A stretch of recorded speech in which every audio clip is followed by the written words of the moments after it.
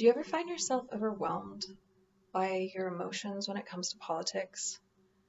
Or ever find yourself getting into arguments about politics that seem to go nowhere and leave you feeling hopeless? Do you want to learn how to harness those big emotions so you can put them to good use? Step one is understanding your emotions. So I'll go into detail on that today, how to understand your big emotions when it comes to politics, so that then you can start to change them. I like to focus today, at least, mostly on anger and fear. It seems like those tend to be the most problematic. So first of all, here's my little emotion thermometer. So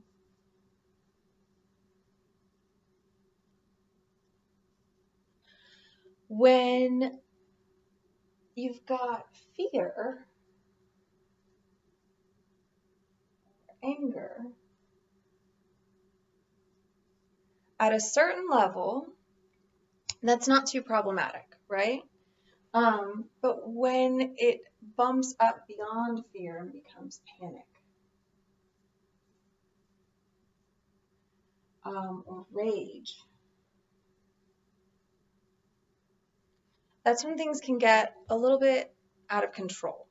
So when we're at that range, when we're at panic or rage, our urge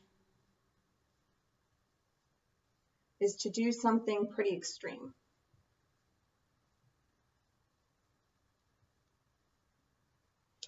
And this is where extremism comes in, right?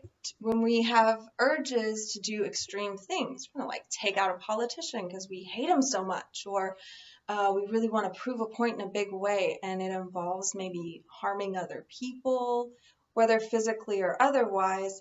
And a lot of us, when we hit that point, we start to just feel overwhelmed and frustrated, and we don't actually act on these urges.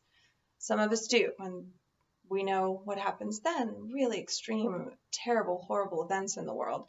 And so this is problematic, whether you act on them, which most people don't, of course, or you just think about them and then you get overwhelmed and you shut down, and your automatic shutdown mode is to drop the intensity of your emotions, like self-preservation, right?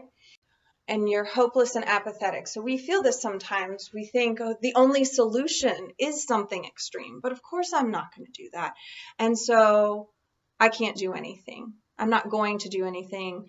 I don't matter. I'm just one person. Nothing's ever going to change. Nothing's ever going to get better. What's the point?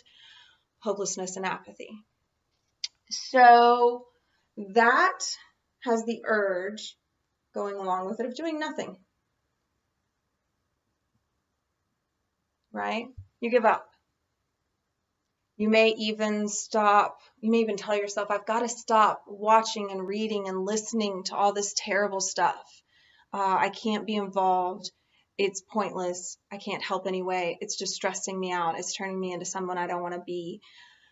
Right? So these are the extremes. So fear and anger in and of themselves are not problematic. It's when we get to those extreme points, when we get all the way to the top or all the way to the bottom. And that's when we become really ineffective. And if we can bump up a little bit, and this is probably where most of us live most of the time, is worry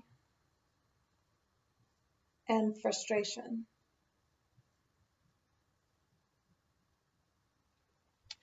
And when we're worried and frustrated, a lot of times we want to know. So we try to find info, right? This is when we're trying to educate ourselves, stay up to date on whatever's in the news, the topics, the things. And sometimes even at this level, we kind of listen and hear stuff and we shoot up and then we wrap back around and we end up saying, no, I can't listen to this anymore. And so this is a good stage to be in, to try to hang out in, to stay in. I know it's frustrating trying to find accurate info. I'm definitely going to do another video on that, on how to find accurate sources or balance your sources.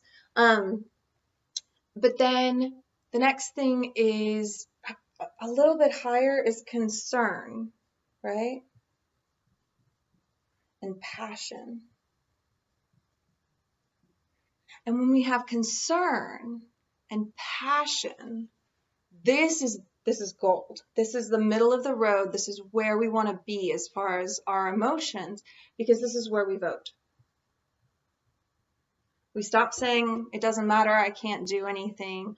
We stop thinking that we've got to just do something epic in order to make a change that might cause some real big problems and not even help us towards our goal. But this is where we march. This is where we problem solve.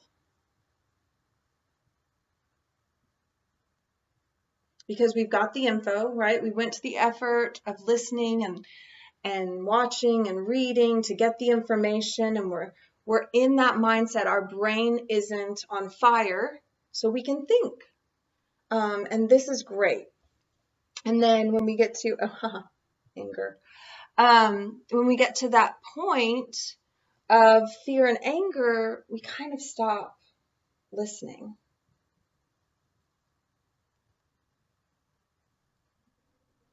Right? Somewhere a little bit higher,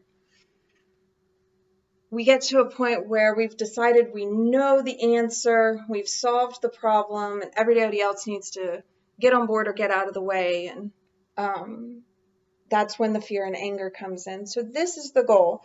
I drew it on my little thermometer. You want to be somewhere in this range. And the first step in being in that range is knowing where you are. So if you realize, after seeing this, oh, okay, I'm in this area, and I know what might happen next is this area. So how do I get back up to here where I am okay with listening without shooting way up here? How do I get back down to somewhere in that middle range, in that area that's actually going to allow me to be effective, set goals, problem solve the things that would get in the way of those goals, collaborate with others, and reach those goals. And you can't do it if you're here, and you can't do it if you're here. But the first step is to realize where you are. So once you realize where you are, you can make some changes and move in the right direction.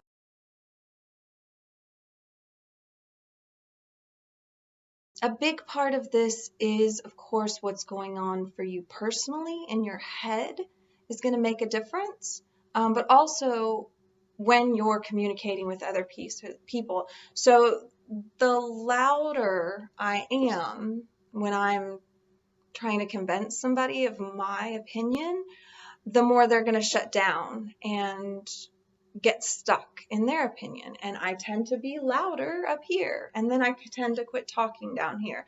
So when I'm listening and calmly talking and hearing the other person's point of view, I'm not necessarily still going to be able to change their mind, but I'm going to have a better chance maybe of compromising or collaborating, and actually accomplish something. It may not be exactly what I want, but something, rather than nothing or a fight, right? Something's better than nothing or a rupture to the relationship. And then humans mirror you. So when you're enraged, they're going to get enraged. When you give up, they're going to give up. But if you can keep yourself here, like, of course, in any conversation, the other person is going to do what the other person's going to do. And if they start to get enraged, you're going to start to get enraged. So knowing that if you mirror them and their intensity, that'll only ratchet them up and yourself. So if you can bring yourself down, then they will actually start to mirror you. And, if you can keep it in that middle ground, then you'll have a much more successful conversation rather than an argument. And you both may walk away with the exact same opinion, but both of you will walk away with more knowledge and understanding of the other person's opinion, how they got there, why they feel that way, what their experiences are that led them to feel that way. And then now they're not the boogie monster. They're not crazy or stupid or immoral. They're human beings who just have had different life experiences than you. And when we feel that way, that helps us not to want to do terrible things to them or their leaders, or, think of them as other than you. They're just like you. They're just different in some ways, but they're also human. It also helps us not to give up. Like, we stop thinking like humanity is just ruined and nothing's going to change, nothing's going to get better. So we stop thinking and feeling that way. And that also helps us personally, internally, stay in this range.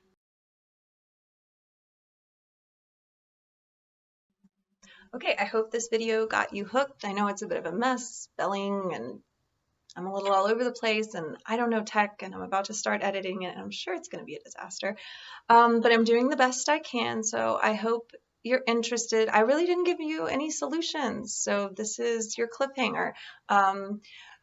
Look at my channel, and that's my plan. Is I'm going to give you lots of different ways to work on getting your emotion in that range that you want it to be in, so that you can be effective and make the changes in the world that you want to see. So if you liked it, if you found it helpful, keep watching. And if you find any of these helpful, please share. This is the change I want to see in the world. So please share this with other people. I'm not great at social media. I have zero social media presence. I'm going to try to work on that.